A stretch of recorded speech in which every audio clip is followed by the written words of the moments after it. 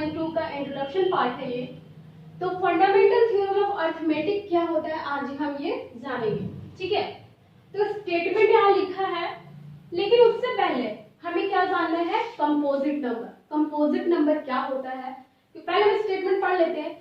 Every composite number can be expressed means factorised as a product of primes, and this factorization is unique apart from the order in which the prime factors। यहाँ पे दो number दिख रहे हैं, एक prime number, एक composite number. Prime number और composite number, सबसे पहले तो ये जानेंगे कि प्राइम नंबर क्या होता है, कंपोजिट नंबर क्या होता है, देन हम इस फंडामेंटल थ्योरम ऑफ अरिथमेटिक पे आएंगे, ठीक है। तो सबसे पहले यहाँ देखते हैं composite number. Composite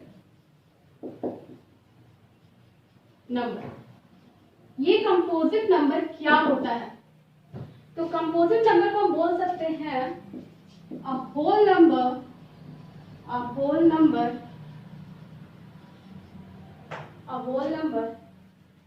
is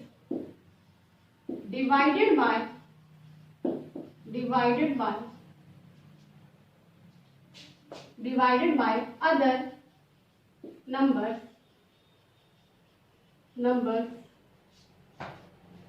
then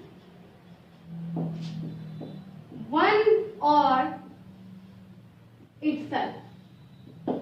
अब इसका मतलब क्या हुआ, कंपोजिट नंबर वो number, a whole number is divided by other number then one और इटसेल्फ, यानी कि वैसा नंबर जो डिवाइड हो सकता है वन और खुद के नंबर से। वन और खुद के नंबर से तो डिवाइड हो ही सकता है, बट इसके अलावा अदर नंबर से भी डिवाइड हो सकता है। कुछ नहीं समझ में आया, देखो इसके एक एग्जांपल। अगर हम एग्जांपल में 9 ले लेते हैं, तो 9 देखते हैं क्या कि 9 इज डिवाइडेड बाय, किस नंबर से डिवाइड हो रहा है, 9 3 से हो रहा है, तो 9 इज डिवाइडेड बाय 3। बट अब यहाँ देखो कि 9 is divided by 3 as well as, और किस नंबर से हो रहा है, एज वेल एज 1 और 9 से भी हो रहा है। 9 मींस इटसेल्फ के नंबर से भी हो रहा है। तो ये होता है कंपोजिट नंबर, जो 1 और इटसेल्फ नंबर के अलावा भी अदर नंबर से डिवाइड हो, ठीक है। आई होप आपको समझ में आ गया होगा। कंपोजिट नंबर 1 और इटसेल्फ नंबर के अलावा अदर नंबर से डिवाइड हो तो वो होता है कंपोजिट नंबर, ठीक है। अब हम आते हैं प्राइम नंबर में। प्राइम नंबर क्या हो सकता है, प्राइम नंबर्स में क्या होता है, जो सिर्फ और सिर्फ 1 और इटसेल्फ नंबर से, 1 डिवाइडेड बाय 1 और इटसेल्फ, 1 और इटसेल्फ। आप हमेशा याद रखोगे कि प्राइम नंबर वो नंबर जो सिर्फ और सिर्फ डिवाइडेड बाय ओनली 1 और इटसेल्फ, सिर्फ 1 से और खुद के नंबर से डिवाइड हो, वो मेरा प्राइम नंबर कहलाता है।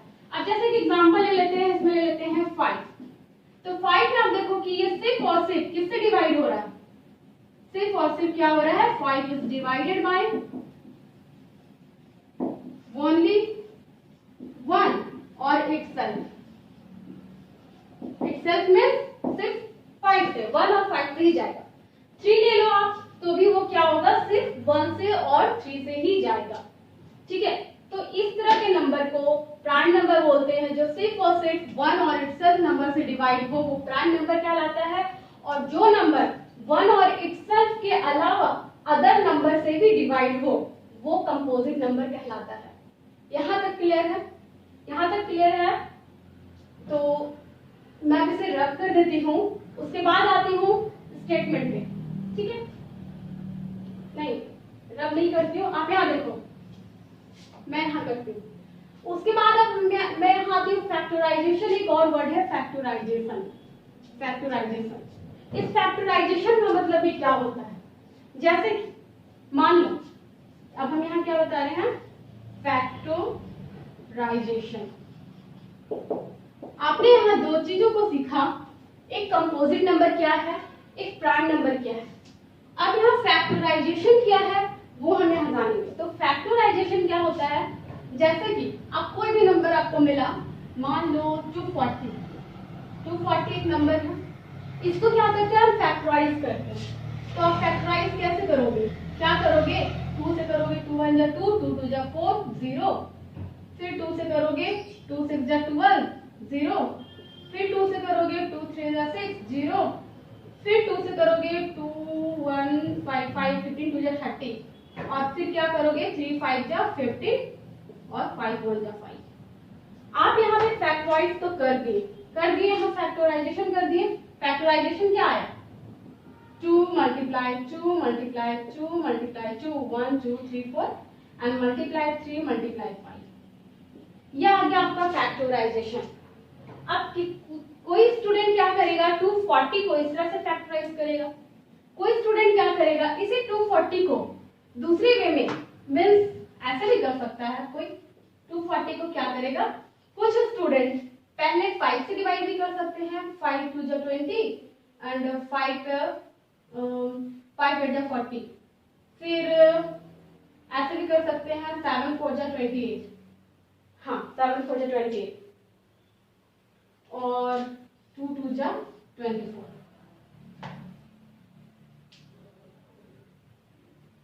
5 7 2 2 नहीं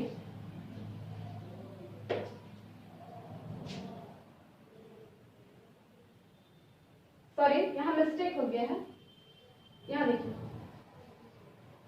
कोई स्टूडेंट क्या करेगा कि यहाँ पे जो आप डिवाइड करेगा वो क्या करेगा, 5 4 जा 20 करेगा, 5 4 जा 20 और 5 8 जा 40, ठीक है। कोई स्टूडेंट इसी को क्या करेगा, 3 से फैक्टराइज करेगा, 3 1 जा 3 3 6 जा 18। कोई स्टूडेंट क्या करेगा, अब इसको क्या करेगा, अब 2 से देगा, 2 8 जा 16 और फिर 2 4 जा 8 एंड नेक्स्ट 2 2 जा 4 और लास्टली 2 1 जा 2। यहाँ का फैक्टराइजेशन अगर हम देखें तो पहले 5 है, फिर 3 है, फिर 2 है, फिर 2 है, फिर 2 है, फिर 2। इन दोनों फैक्टराइजेशन में क्या डिफरेंस है, बस यही डिफरेंस है कि ये जो फैक्टराइजेशन जो दिख रहा है मेरा, वो क्या दिख रहा है, 2 पहले 2 2 2 उसके बाद 3 उसके बाद 5 है। तो ये क्या सारे, ये सारे के सारे क्या प्राइम नंबर है, प्राइम नंबर है, ठीक है। 2 2 3 5 ये सारे प्राइम नंबर है, ये भी प्राइम नंबर है। बट इसमें हम यहाँ पे सिर्फ एक ही डिफरेंस देख रहे हैं कि ये 2 2 2 पहले लिखा गया, फिर 3 फिर 5। कोई स्टूडेंट क्या किया, पहले 5 को लिया, उसके बाद 3 को, उसके बाद 2 को, इस तरह से फैक्टराइज किया। तो यहाँ पे कहने का मतलब क्या है, फैक्टराइजेशन तो हम किसी भी तरीके से कर सकते हैं, फैक्टराइजेशन तो समझ में आ गया होगा, फैक्टराइजेशन हम कर सकते हैं, लेकिन इसमें हमेशा एक बात याद रखना है कि फैक्टराइजेशन में क्या होगा कि ये जो नंबर है हमेशा यूनिक होगा, चाहे उसका ऑर्डर सेम हो या डिफरेंस हो। ऑर्डर इधर उधर हो सकता है, कोई पहले 5 लिखेगा, कोई पहले 3 लिखेगा, कोई पहले 2 लिखेगा, ठीक है। ऑर्डर इधर उधर हो सकता है बट फैक्टराइजेशन क्या होगा, यूनिक होगा प्राइम नंबर का। तो अब हम आते हैं स्टेटमेंट पे, ठीक है। स्टेटमेंट क्या है, every composite number can be expressed as a product of primes. सबसे पहले देखो, कोई भी कंपोजिट नंबर, कोई भी मींस एवरी कंपोजिट नंबर, जितने कंपोजिट नंबर होते हैं वो सारे के सारे क्या हो रहा है, एक्सप्रेस किया जा सकता है। एक्सप्रेस्ड मींस फैक्टराइज्ड, उसे आप फैक्टराइज कर सकते हैं प्रोडक्ट ऑफ प्राइम्स में। किस में, ये सारे क्या क्या है, प्राइम है, प्रोडक्ट ऑफ प्राइम में फैक्टराइज कर सकते हैं। And this factorization is unique, अभी बताया है कि ये फैक्टराइजेशन हमेशा यूनिक होगा। इसके अलावा कोई दूसरा नंबर नहीं होगा कि इसमें 7 ऐड हो जाए, या फिर इसमें 7 मल्टीप्लाई हो जाए, या फिर इसमें 6 मल्टीप्लाई हो जाए, ऐसा नहीं होगा। इसमें इसका हमेशा फैक्टराइजेशन यूनिक होगा, भले वो ऑर्डर इधर उधर हो जाए। बोला है ना, apart from the order in which the prime factors occur, भले वो ऑर्डर क्या हो जाए प्राइम का, इधर उधर हो जाए। लेकिन इसमें क्या बोला है, इसी फंडामेंटल थ्योरम ऑफ अरिथमेटिक को समझने के लिए, फंडामेंटल थ्योरम ऑफ अरिथमेटिक का यह मतलब ही यही है स्टेटमेंट में, इस स्टेटमेंट में कि हम किसी भी कंपोजिट नंबर को फैक्टराइज करेंगे सबसे पहले, और फैक्टराइज करने के बाद जो भी मेरा आएगा जो भी मेरा फैक्टराइजेशन आएगा, चाहे कोई बंदा इस तरह से किया हो, चाहे कोई बंदा इस तरह से किया हो, लेकिन अगर हम उसे क्या करें, लास्टली में क्या करेंगे, असेंडिंग ऑर्डर, असेंडिंग इन प्राइम नंबर्स, प्राइम फैक्टर, उसे लास्टली क्या करेगा, अगर उस प्राइम फैक्टर्स को असेंडिंग ऑर्डर में लिख देगा तो वही है मेरा fundamental theorem of arithmetic.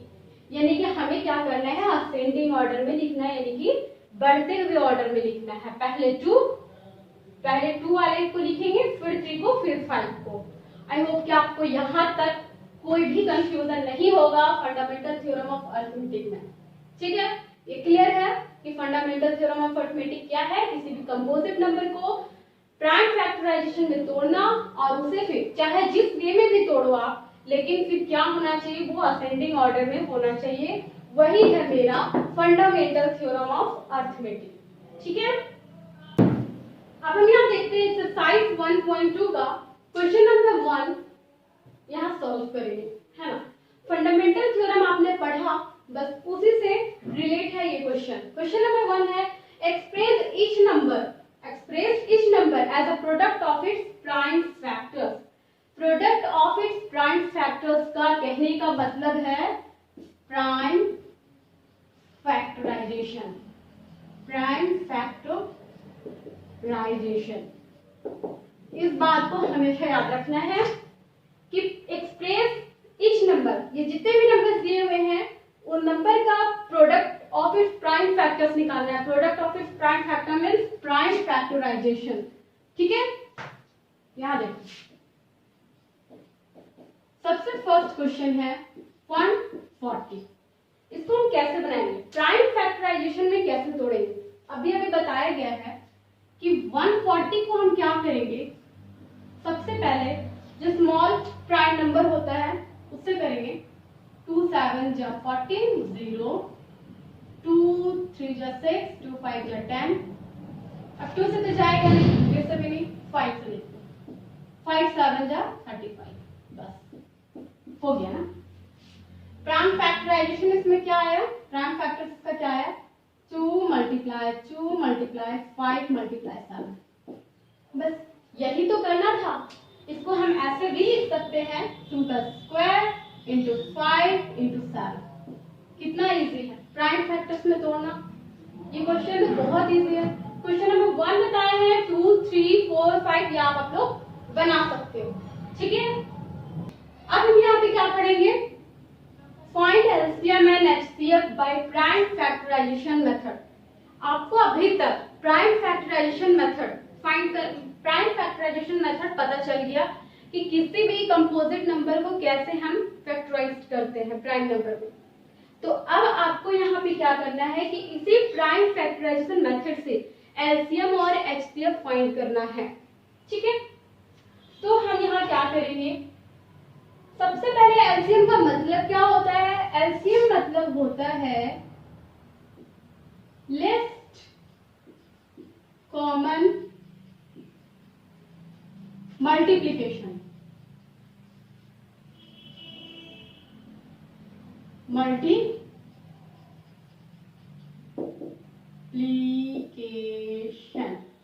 List common multiplication. LCM का मतलब होता है लिस्ट कॉमन मल्टीप्लिकेशन। ठीक है, और इस एचसीएफ का मतलब होता है highest common factor. Highest common factor क्या होता है, highest common factor, list common multiplication और हाईएस्ट कॉमन फैक्टर आपको फाइंड करना है प्राइम फैक्टराइजेशन मेथड से। तो हम यहाँ क्या करेंगे, एक एग्जांपल लेके दिखाते हैं कि इसको कैसे फाइंड करें। तो हम 24 ले लेते हैं एंड 36 ले लेते हैं, 24 और 36 ले लेते हैं। तो सबसे पहले इसे हम प्राइम फैक्टराइजेशन मेथड में करते हैं। तो सबसे पहले हम 24 का करते हैं, फैक्टराइजेशन करते हैं। 2 1 जा 2, 2 2 जा 4, 2 6 जा 12, 2 3 जा 6 एंड 3 1 जा, ये हो गया फैक्टर टूट गया। 24 का क्या क्या आया है, 2 मल्टीप्लाई 2 मल्टीप्लाई 2 मल्टीप्लाई 3, यही ना आया है। अब हम क्या करेंगे 36 ना, यहाँ पे कर लेते हैं 36 का करते हैं।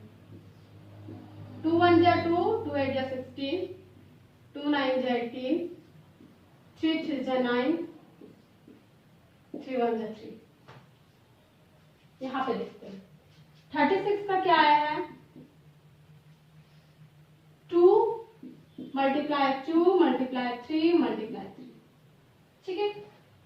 हम यहाँ पे ऐसे भी तो लिख सकते हैं ना, 2 का पावर 1 2 3 है ना, तो 2 का पावर क्यूब लिख सकते हैं, इंटू 3 लिख सकते हैं।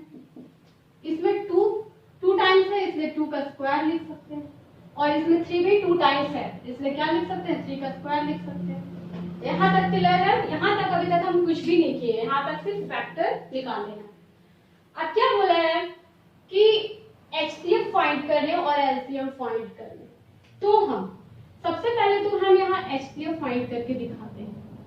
Highest common factor, highest common factor में क्या देखते हैं कि जो दोनों में 24 और 36 में कॉमन आता है, यहाँ देखा जाए तो 22 2 2 ये दोनों कॉमन है, और एक ये 3 3 कॉमन है। आपको यहाँ दिख रहा है क्या क्या कौन कौन सा नंबर कॉमन है 2 मल्टीप्लाई 2 मल्टीप्लाई 3, इसका कॉमन इसमें नहीं मिला, इसका कॉमन इसमें नहीं मिला, इससे 2 2 और 3 आया। अब इसको मल्टीप्लाई करते हैं 2 2 जा 4 4 3 जा 12, ये तो HCF आ गया। HCF हम इसी तरीके से फाइंड करते हैं, जो दोनों में कॉमन होगा, जो दोनों में कॉमन होगा। 2 इसमें भी था, इसमें भी था, इसमें भी था, इसमें था, फिर यहाँ 2 है बट इसमें 2 नहीं है इसलिए हम ये दोनों को लिए। फिर यहाँ पे 3 है, यहाँ पर भी 3 है बट इसका 3 इसमें नहीं है, तो इसीलिए 2 2 और 3 ये तीनों नंबर क्या हो गए कॉमन मिले दोनों में, तो जो कॉमन मिले वो क्या हो गया मेरा हाईएस्ट कॉमन फैक्टर, ठीक है। अब आते हैं हम एलसीएम पे। एलसीएम कैसे फाइंड करते हैं, तो एलसीएम फाइंड करने के लिए क्या करते हैं, ज्यादा से ज्यादा हाईएस्ट नंबर, जैसे यहाँ पे 2 का क्यूब है तो 2 का तो क्यूब लिख देंगे, बट यहाँ पे 2 का क्यूब लिख दिए तो 2 वाला फैक्टर खत्म, अब 2 वाला फैक्टर नहीं लिख सकते हैं। यहाँ 3 वाला फैक्टर देखते हैं कि इन दोनों में 3 वाला फैक्टर इसमें ज्यादा है, 3 वाला फैक्टर तो 3 का स्क्वायर, जो ज्यादा होगा, यहाँ पे 2 का क्यूब है, यहाँ का 2 का स्क्वायर है, बट इसमें क्या ज्यादा है 2 का क्यूब, तो 2 का क्यूब लिए। यहाँ पे 3 है, यहाँ पर भी 3 है, बट इसमें क्या है 3 का स्क्वायर ज्यादा है, तो हम 3 का स्क्वायर लिए। अब 2 का क्यूब करेंगे तो क्या आएगा 2 2 जा 4 4 2 जा 8 मल्टीप्लाई 3 का स्क्वायर करते हैं तो 3 का स्क्वायर करेंगे तो 3 3 जा 9 9 8 जा 72। तो अब यहाँ पे क्या देख रहे हैं हम कि एलसीएम भी निकल गया और एचसीएफ भी हो गया। एलसीएम में हमेशा एक बात याद रखेंगे कि इसमें सारे फैक्टर्स को लेते हैं बट जो हाईएस्ट नंबर होता है जिसका उसका लेते हैं। एलसीएम और एचसीएफ में कोई कंफ्यूजन नहीं होना चाहिए, एलसीएम और एचसीएफ आपको समझ में आ गया है। एलसीएम में क्या करते हैं लिस्ट कॉमन मल्टीप्लिकेशन होता है, यानी कि जो कॉमन होता है सबसे ज्यादा नंबर में 2 का क्यूब ज्यादा है इसलिए 2 का क्यूब पहले लिए हैं, और इन दोनों में 3 का स्क्वायर ज्यादा से 3 का स्क्वायर लिए हैं। अगर कोई और फैक्टर रहता जैसे इसमें 5 रहता और इसमें नहीं भी रहता तो भी 5 लेते क्योंकि एलसीएम में हम सारे फैक्टर्स को लेते हैं, ठीक है। बट अगर 2 नंबर्स कॉमन है तो जो ज्यादा होगा हम उस नंबर को लेते हैं, तो हो गया ये एलसीएम भी और एचसीएफ भी। तो अब हम यहाँ देखते हैं कि इसे हम वेरीफाई कैसे करें कि ये जो हम एलसीएम निकाले हैं ये एचसीएफ निकाले हैं वो मेरा राइट है या रॉन्ग। तो इसके लिए भी अब हम यहाँ पे इसके लिए भी फॉर्मूला होता है, देखो ये हम यहाँ पे जानते हैं एक पॉइंट है जो आप लोग नोट कर लोगे, product of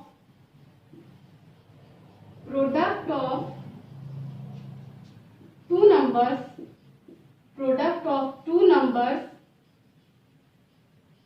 equal to LCM multiply HCF. ये पॉइंट है जो 100% सही है, ठीक है। ये वेरीफाई करने का एक तरीका है कि जब भी हम 2 नंबर्स का अगर हम एलसीएम निकाल रहे हैं और एचसीएफ निकाल रहे हैं यहाँ पे दो नंबर थे ना 24 और 36, तो इसका हम एलसीएम निकाले और एचसीएफ भी निकाले, बट ये राइट है ये रॉन्ग, ये कैसे मालूम होगा? तो प्रोडक्ट ऑफ टू नंबर्स और एलसीएम और एचसीएफ का जो भी आया उसका प्रोडक्ट, दोनों का प्रोडक्ट क्या होगा? आपस में इक्वल होगा। अगर वो इक्वल हो गया मींस राइट है। तो हम यहाँ चेक करके देखेंगे।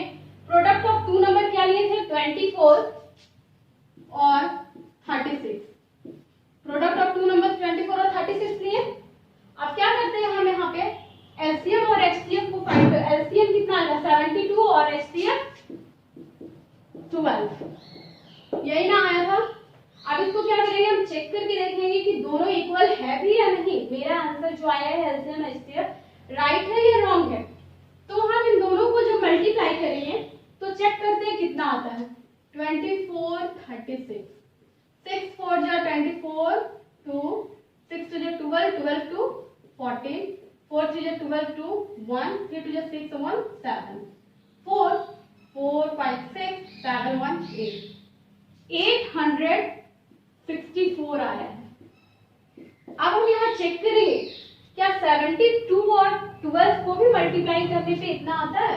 72 और 12, 2 2 जा 4, 7 2 जा 12, 2 1 जा 2, 7 1 जा 7, 4 4 2 6 7 1 8, 864। यहाँ पे तो दोनों इक्वल हो गया। अगर इक्वल नहीं होता तो इसका मतलब ये होता कि ये जो एलसीएम और एचसीएफ है वो रॉन्ग है, और ये जो कंक्लूजन बताया गया, जो कंक्लूजन निकल के आया है कि product of two number equal होता है एलसीएम एचसीएफ का, ये कंक्लूजन रॉन्ग हो जाता। बट ये हमेशा सही होता है कि product of two number equal to LCM into HCF होता है। अब इससे क्वेश्चन है कि अगर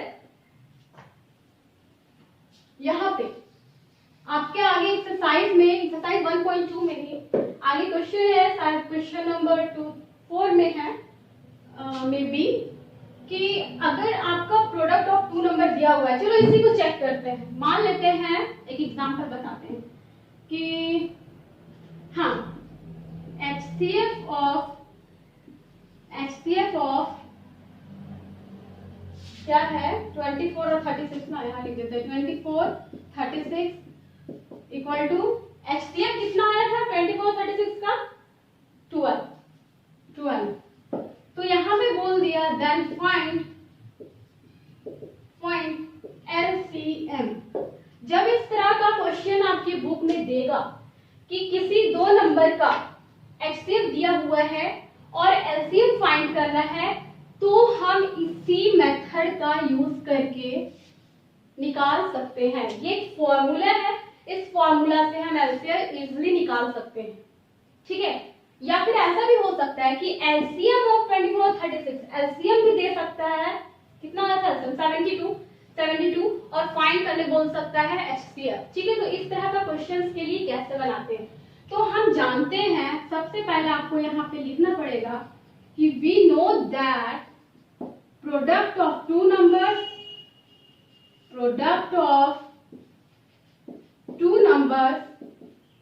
equal to product of two numbers equal to LCM into HCF होता है। ये हम जानते हैं। ये आप लिख दोगे। आपको सेकंड नंबर में इसी को प्रोडक्ट ऑफ टू नंबर्स यानी 24 मल्टीप्लाई 36 इक्वल टू एलसीएम कितना है, एलसीएम तो निकालना है, नहीं पता, हम एलसीएम को एलसीएम ही लिख के छोड़ देते हैं। एचसीएफ पता है ना 12, ये दे दिया है। इससे हम आराम से एलसीएम निकाल सकते हैं। कैसे? इस एलसीएम को रहने देते हैं। 12 क्या है मल्टीप्लिकेशन में, इक्वल किधर आएगा तो डिवाइड में, 24 इंटू 36 डिवाइडेड बाय 12 और यहाँ एलसीएम। अब हम यहाँ देखते हैं कि यहाँ क्या होगा 12 1 जा 12 और 12 2 जा 24, तो 2 इंटू 36 इक्वल टू एलसीएम 36 2 जा कितना होगा 6 2 जा 12 का 2 1 3 2 जा 6 और 1 72 इज इक्वल टू एलसीएम। अब आप यहाँ पे देखो, आप तो पहले भी निकाल चुके हो एलसीएम। यहाँ पे 72 आया ना, आया। तो इस तरह से हम निकालते हैं एलसीएम और एचसीएफ। ये क्वेश्चन भी आप लोग का इम्पोर्टेंट है, इस तरह का क्वेश्चन आपकी बुक में है, तो एक्सरसाइज में है, तो आप जैसे क्वेश्चन नंबर 1 बताया गया तो आप लोग उसको कंप्लीट कर लोगे। क्वेश्चन नंबर 1 में प्राइम फैक्टराइजेशन में 5 क्वेश्चंस थे, प्राइम फैक्टराइजेशन करना था, आप लोग कर लोगे। एलसीएम और एचसीएफ बता दिया गया है कि कैसे बनता है, कैसे निकाला जाता है और उसको हम वेरीफाई कैसे करते हैं, product of two number equal to LCM into HCF. तो एक्सरसाइज 1.2 का क्वेश्चन नंबर 1 2 इसी मेथड से बनेगा, एलसीएम एचसीएफ बना लोगे, वेरीफाई कर दोगे, ठीक है। उसके बाद जो क्वेश्चन नंबर 4 आपका शायद में भी है, वो इस टाइप का क्वेश्चन है, उसमें आप लोग इसी मेथड का यूज करके, इसी फॉर्मूला का यूज करके बना लोगे। आई होप आपको यहाँ तक क्लियर है, आप लोगों को समझ में आ गया। Thank you.